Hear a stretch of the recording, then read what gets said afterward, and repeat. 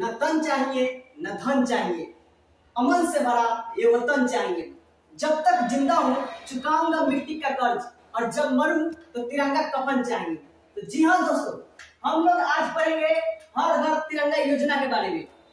मेरा नाम बिट्टू जायसवाल होगा और कैटलिस्ट एजुकेशनल कैंपस के इस चैनल पर आपका स्वागत है। तो देखिए दोस्तों, आज हम लोग देखेंगे हर घर तिरंगा योजना के बारे में क्या है, इसके बारे में अभी चर्चा है। जैसा कि आप लोगों को पता है कि इस 15 अगस्त को हम लोग आजादी का 75वीं वर्षगांठ मना रहे हैं, और इसके उपलक्ष्य में सरकार जो है आजादी का अमृत महोत्सव मना रही है। तो अमृत महोत्सव के अंतर्गत ये जो योजना चालू किया गया है हर घर तिरंगा योजना, इसके बारे में एक एक पॉइंट को देखेंगे कि क्या है क्या नहीं है। तो सबसे पहले कि लगभग 20 करोड़ घरों पर जो है झंडा तोलन किया जाएगा।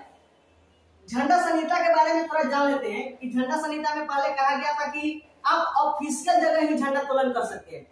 तो अब की बार झंडा तोलन के कुछ झंडा संहिता में कुछ सुधार किया गया है, कुछ चेंजेस किया गया है, जिसके चलते अब की बार आप अपने घरों पर भी झंडा तोलन कर सकेंगे। झंडा तोलन में क्या कहा गया था कि झंडा संहिता में एक रूल ये भी था कि आप जब झंडा तोलन करेंगे तो सिर्फ खादी का झंडा होना चाहिए। किसका होना चाहिए? सिर्फ खादी का। उसमें कहा गया है कि आप पॉलिस्टर का, ध्यान रखिएगा, पॉलिस्टर का झंडा हो या कोई ऊनी कपड़ा हो, ऊनी झंडा हो गया, ऊन से बना जो होगा वो भी एक्सेप्टेबल होगा, और खादी का तो रहेगा ही। तो अब की बार आप भी अगर पॉसिबल हो तो झंडा तोलन कर सकते हैं और अपने राष्ट्र के समर्पित एक योजना में भाग ले सकते हैं। अगर आप बिजनेसमैन के थ्रू सोचना चाहते हैं तो ये आपके लिए अपॉर्चुनिटी से कम नहीं है। अगर आप सोच के देखिए कि 20 करोड़ झंडा जब लगाना है तो आप एक बिजनेसमैन के माइंड से भी देखिएगा, तो आप राष्ट्र के प्रतीक में कुछ सहयोग कर रहे हैं और अपना बिजनेस भी बना रहे हैं। चलिए दोस्तों, देखते हैं कुछ बेसिक नॉलेज के बारे में। तो जो झंडा तोलन होता है ना, उसमें जो केसरिया रंग, सफेद रंग और उसके नीचे हरा रंग होता है। तो कभी भी आप जब झंडा तोलन करें उसमें केसरिया रंग हमेशा ऊपर रखें और हरा रंग को नीचे रखें। ये झंडा का पहला जो है ना, एक बेसिक बात, सबसे छोटी बात जो होती है यही है।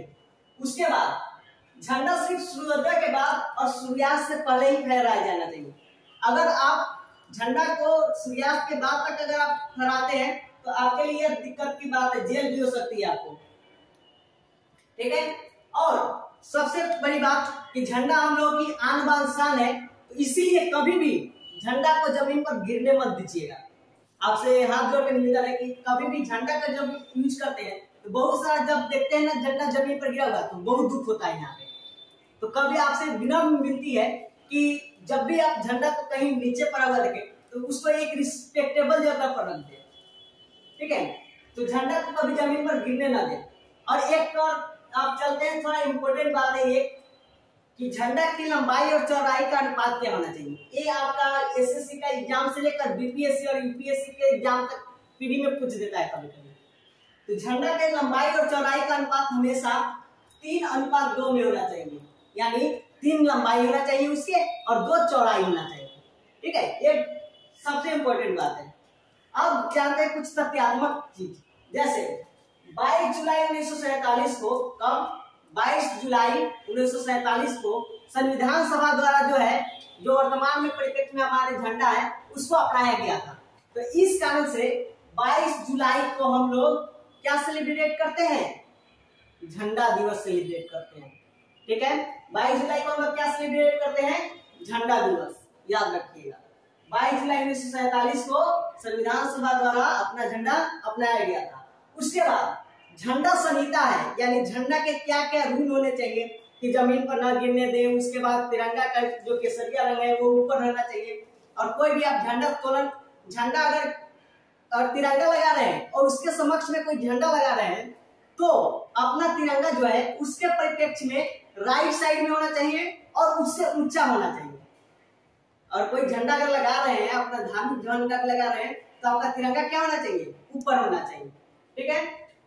एक सब किसने झंडा संहिता जो है 26 जनवरी 2002 को लागू हुआ था।